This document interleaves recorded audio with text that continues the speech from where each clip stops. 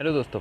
कुछ दिनों पहले इंस्टाग्राम पे मैंने एक वीडियो देखा था जिसमें एक लड़की कह रही थी कि भाई हो तो रावण जैसा, जिसने अपनी बहन के अपमान का बदला लेने के लिए सीता हरण तक जैसा काम कर लिया और युद्ध भी कर लिया और मरने से भी नहीं डरा।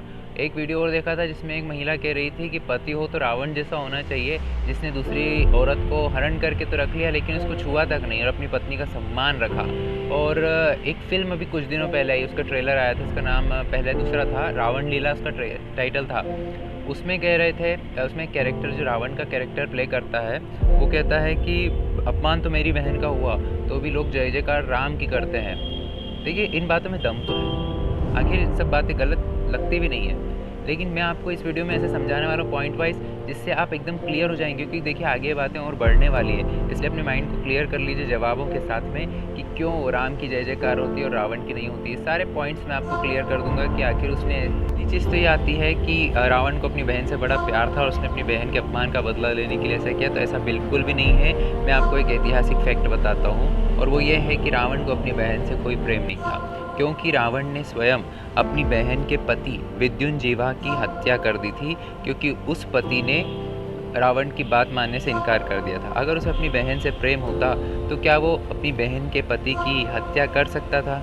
मेरा ये सवाल है कि क्या वो लड़की जो ये कहती है कि हमको रावण जैसा भाई चाहिए, क्या वो अभी भी रावण जैसा भाई चाहती है जो उनके पति की या उनके प्रेमी की हत्या कर दे? बहुत बड़ा प्रकांड विद्वान था, ज्ञानी था, शिव भक्त था, इसमें कोई डाउट नहीं, लेकिन उसका एक बहुत बड़ा दुर्गुण था और उसी दुर्गुण ने सब चीज़ें बिगाड़ दी और वो थे कि ही वॉज सो लस्टी, काम लोलुप व्यक्ति था और उसकी बहन शूर्पणखा ये बात बहुत अच्छे से जानती थी, इसलिए उसने अपना बदला लेने के लिए, अपने अपमान का बदला लेने के लिए रावण को उसी बात का सहारा लेकर उकसाया। देखिए आप लोग शायद नहीं जानते हैं कि रावण इस रामायण से पहले कई महिलाओं के साथ ज़बरदस्ती कर चुका था और इसमें से दो महत्वपूर्ण ऐसे इंसिडेंट्स आते हैं।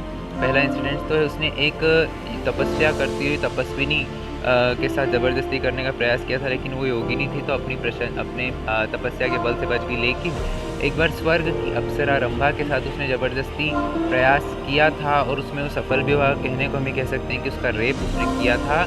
तब उसी अप्सरा ने उसे श्राप दिया था कि अगर आगे से वो किसी महिला की इच्छा के बिना उसके साथ ऐसा करेगा तो वो उसी क्षण भस्म हो जाएगा, और इसी श्राप के भय से उसने सीता को स्पर्श नहीं किया था, ना कि इसलिए कि वो अपनी पत्नी का सम्मान रख रहा था। तो क्या महिलाएं ऐसा पति चाहेंगी कि वो दूसरी पत्नी को, दूसरी महिला को अपने घर में रख ले और भले ही उसे छुए नहीं? और यहाँ तो हम जानते हैं ना कि उसने किस कारण से नहीं छुआ, लेकिन भले उसे छुए नहीं लेकिन अपने घर में रखे, क्या ऐसा चल जाएगा पति आपको?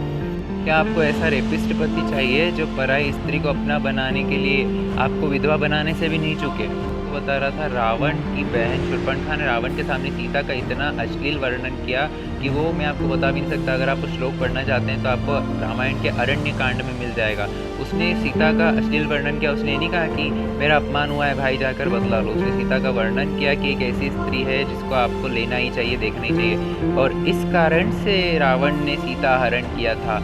और नेक्स्ट चीज़ कहते हैं कि राम ने शूर्पणखा का अपमान किया, लक्ष्मण ने उसके नाक कान काट दिए। तो देखिए अगर आपके सामने आपकी कोई रिश्तेदार महिला है, आपकी पत्नी है, भाभी है या जो भी है, उसको अगर कोई दूसरी महिला मारने के लिए आएगी या कोई राक्षस ने उसको खाने के लिए आएगी तो आप क्या उसको ऐसा वेलकम करेंगे, आओ आओ खाओ, हम प्लेट ला के देते हैं उसमें रख के खाना, या फिर उसकी रक्षा करोगे?